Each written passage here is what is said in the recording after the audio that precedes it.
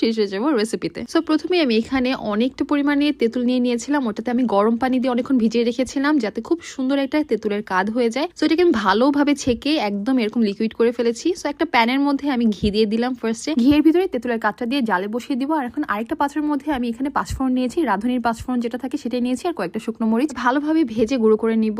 আর এখন তেঁতুলের মধ্যে দিয়ে দিব অনেকগুলো পরিমাণে চিনি। এখানে আমি 1 কাপের মতো চিনি নিয়েছিলাম, সামান্য একটু উঠিয়ে রেখেছিলাম, পরে অবশ্য আমি এটা অ্যাড করে ফেলেছি। আর এখানে মশলার মধ্যে দিয়েছিলাম লাল মরিচের গুঁড়ো, কালো গোলমরিচের গুঁড়ো, বিট লবণ আর হচ্ছে সামান্য জিরা। আর যে পাঁচফোড়নটা ভেজে আমি গুঁড়ো করে রেখেছিলাম ওইটা আমি 1.5 চামচের মতো অ্যাড করব। সো সবকিছু অ্যাড করার পর এটা অনেকক্ষণ একটু ধৈর্য ধরে জাল করতে হবে, একদম যেন পানিটা অনেকটাই শুকিয়ে যায়। সো তেঁতুলটা আমার অলরেডি রেডি হয়ে গিয়েছে। আর এখন এটার উপর একটা কোটিং দিব, যেটা আর কি ইউনিমার্টে আমি সবসময় দেখে থাকি যে ওরা একটা শুকনো মরিচের কোটিং দেয়, বাট আমি একটু আমার মতো করে দিব জিনিসটা। ভেজে রাখা পাঁচফোড়নটা অ্যাড করলাম, তারপর চিনি দিলাম, দিব একটু সামান্য লবণ, দিব প্যাপ্রিকা পাউডার, অ্যাড করবো সামান্য পরিমাণে বিট লবণ, আর অ্যাড করবো চিলি ফ্লেক্স। এখন জাস্ট আচারটা শেপ দেওয়ার পালা। হাতে সামান্য একটু ঘি মেখে নিলাম, তারপরে নিজের মন মতো একটা শেপ দিয়ে নিচ্ছিলাম। আপনারা চাইলে আপনাদের মন মতো করতে পারেন। নর্মালি দেখা যায় ওরা এই শেপেই বানিয়ে থাকে,